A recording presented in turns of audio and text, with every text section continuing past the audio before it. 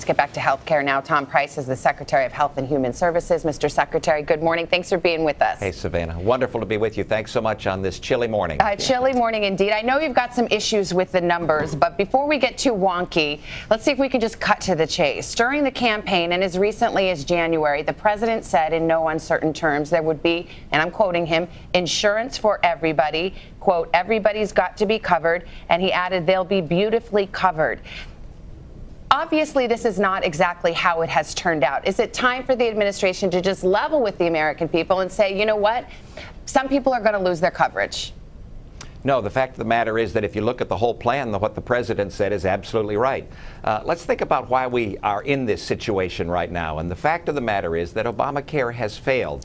The president met yesterday with a group of folks at the White House who have been harmed by Obamacare, whether it was moms and dads who couldn't find coverage for their kids or businesses that have lost. Can I just stop you right there just because I just want to zero in on that point? Well, it's important to look at the whole picture. I agree, and we'll give you that chance. But are you saying no one is going to lose coverage under this plan? Because that's what the president promised. What we're saying is that the current system has failed. You got 1/3 of the counties in this nation that are only offering one coverage policy. 5 states, only one coverage policy. Premiums going up, deductibles going up. The fact is that the current system has failed, and the CBO doesn't account for that.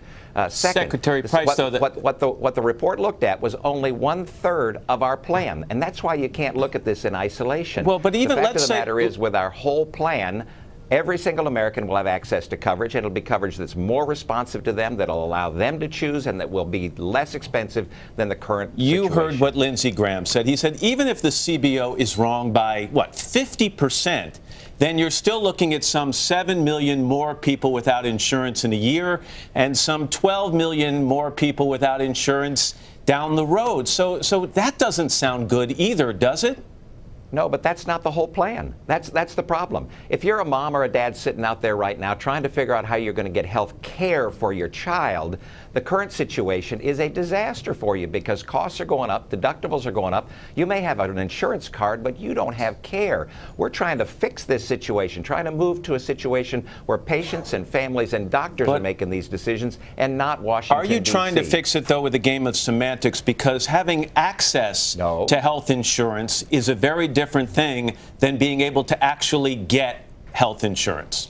Look, what people who believe the government ought to be in charge, they believe that if government dictates to people what they've got to buy, then you're better off. We simply don't believe that. We believe that people, moms and dads across this country, ought to be the ones that are selecting the kind of coverage that they want. That's what our system is. It's a system that's more responsive to them, provides greater choices, lower costs. If you look at our entire package that the CBO didn't look at, not because they're bad folks, that's the way the rules work. They didn't look at all the regulations that we believe ought to go away. They didn't look at purchase across state lines or medical malpractice reform or all those things that in their totality create a system that actually works better for the American people. And sir, we've got to run, but just to go back to the original point, you're saying this morning that you agree with President Trump that under this plan, everyone will be covered.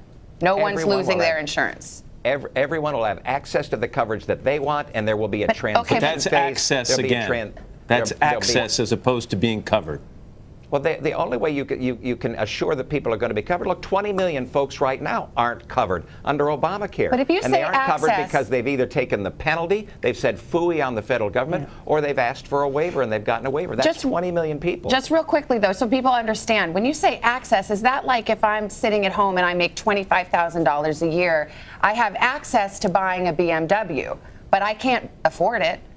Now, you got a good Bernie Sanders line there, Savannah. Great job. Is that a Bernie Sanders line? I thought I made that up. No, that's a Bernie Sanders line. But no, what we mean is that every single American will have access and have the financial feasibility to purchase it. That's why we believe that Medicaid ought to work better for the Medicaid population. You've got 1/3 of the docs in this country right now who won't see Medicaid patients because the system doesn't work for them. We believe that every single American ought to have a tax credit or a refundable credit that allows them the financial wherewithal to be able to purchase the coverage that they want, not that the government forces them to buy. Got it. Health and Human Services Secretary Tom Price, thank you very much. Thanks, Mr. Secretary. Hello, Today fans. Thanks for checking out our YouTube channel. Subscribe by clicking that button down there and click on any of the videos over here to watch the latest interviews, show highlights, and digital exclusives.